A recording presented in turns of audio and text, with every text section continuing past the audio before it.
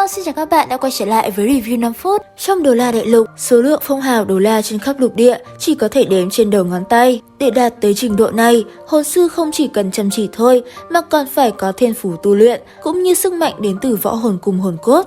Cấp độ càng cao thì sự chênh lệch sẽ càng lớn. Vì thế, để mà chiến đấu trực tiếp với phong hào đấu la thì khả năng đối kháng vượt cấp gần như là không có khả năng chiến thắng. Tuy nhiên, nó vẫn sẽ có ngoại lệ. Một nhân vật trong top những phong hào đấu la mạnh nhất Đấu La Đại Lục đã làm ngược lại những lý thuyết tầm thường đó. Và đó không phải ai khác mà chính là Đường Hạo, vị phong hào đấu la trẻ tuổi nhất Đấu La Đại Lục nhiều năm về trước. Cách đây 5 năm, sau khi cứu được Đường Tam từ tay Vũ Hồn Điện, Đường Hạo đã dẫn Đường Tam đi rèn luyện và nâng cao thực lực bản thân. Cũng tại đây, sau khi Đường Tam đạt được những đột phá nhất định, Đường Hạo đã để con trai mình trở lại Hạo Thiên Tông. Ông đã đoạn đi một chân và một tay để móc ra 2 khối hồn cốt và trả lại cho tông môn. Lý do Đường Hạo trả lại nó cũng bởi vì 2 khối hồn cốt này chính là hồn cốt truyền thừa. Người nào có nó sẽ được để lại cho người thừa kế, cho chức vị tông chủ Hạo Thiên Tông. Đáng tiếc, vì chuyện xảy ra với Vũ Hồn Điện mà Đường Hạo đã không thể kế nhiệm vị trí tông chủ. Cũng bởi vậy, vì cảm thấy có lỗi mà Đường Hạo đã đoạn một chân một tay để trả lại tông môn 2 khối hồn cốt. Đối với sự lo lắng của Đường Tam, ông đã nói cho Đường Tam biết hắn đừng nhìn ông như thế mà coi thường. Tuy mất đi 2 khối hồn cốt, hồn lực của ông bị giảm hơn 20 cấp, tuy hiện tại chỉ còn 75 cấp. Thế nhưng cho dù vậy, trên người ông vẫn còn 4 khối hồn cốt.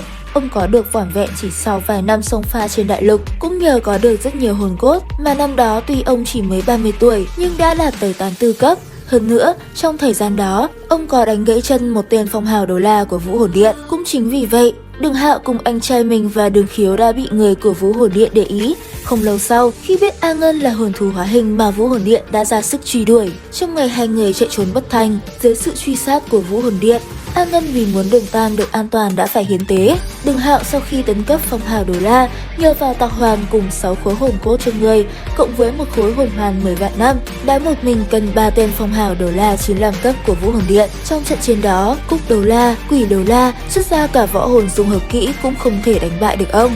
Cho đến khi Giáo Hoàng Điện đương thời Thiên Tầm Tật lúc đó xuất hiện, tưởng chừng có thể đánh bại ông. Dù đã bị trọng thương nhưng là bị Đường Hạo dùng một kích của Hạo Thiên Truy đánh cho trọng thương trong sự ngơ ngác ngỡ ngàng của Cúc Quỷ Đấu La. Thời gian sau đó, tuy trên người Đường Hạo vẫn còn chút thương thế chưa khôi phục hoàn toàn, nhưng ông với hồn lực chỉ 6 cấp vẫn có thể cân được Bỉ Đông cùng 6 tên phong hào đấu la Vũ Hồn Điện trong một kích toàn lực. Sở dĩ Đường Hạo có thực lực mạnh mẽ như vậy không chỉ dựa vào hồn hoàn mà cũng chính bởi ông có rất nhiều hồn cốt. Cũng chính bởi vậy mà cho dù ông có chặt mất một chân một tay, hồn lực của ông chỉ còn 75 cấp. Thế nhưng với 4 khối hồn cốt trên người, cho dù là phong hào đấu la như Độc Cô Bác 92 cấp ở trước mặt ông, cũng đừng nghĩ hy vọng có thể chiến thắng. Nghe tới đây, hẳn chúng ta đã cảm thấy vô lý đúng không các bạn?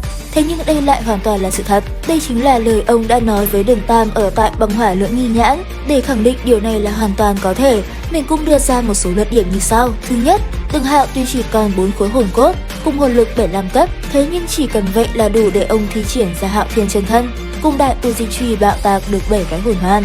Chưa kể tới, với việc có được rất nhiều tuyệt kỹ chân truyền từ Hạo Thiên Tông, uy lực của Hạo Thiên Truy vẫn còn rất mạnh mẽ. Bên cạnh đó, ông còn có tới 4 hồn kỹ từ 4 khối hồn cốt kia, sức mạnh hiển nhiên không thể xem thường. Uy lực của 4 khối hồn cốt này cũng khẳng định chẳng kém hồn hoàn cấp bậc vạn năm. Hơn nữa, với căn cơ chắc chắn tu luyện 3 năm qua, Đường Hạo hoàn toàn có đủ nguyên do mà kiêu ngạo. Danh xưng phong hào đấu la trẻ tuổi nhất Đấu La Đại Lục cũng không phải tự nhiên mà có. Cũng chính bởi những điều này, đối đầu với một phong hào đấu la 93 cấp như Độc Đấu La, trên người không có hồn cốt, cùng sát chiêu, chắc chắn là không thể chiến thắng được ông rồi.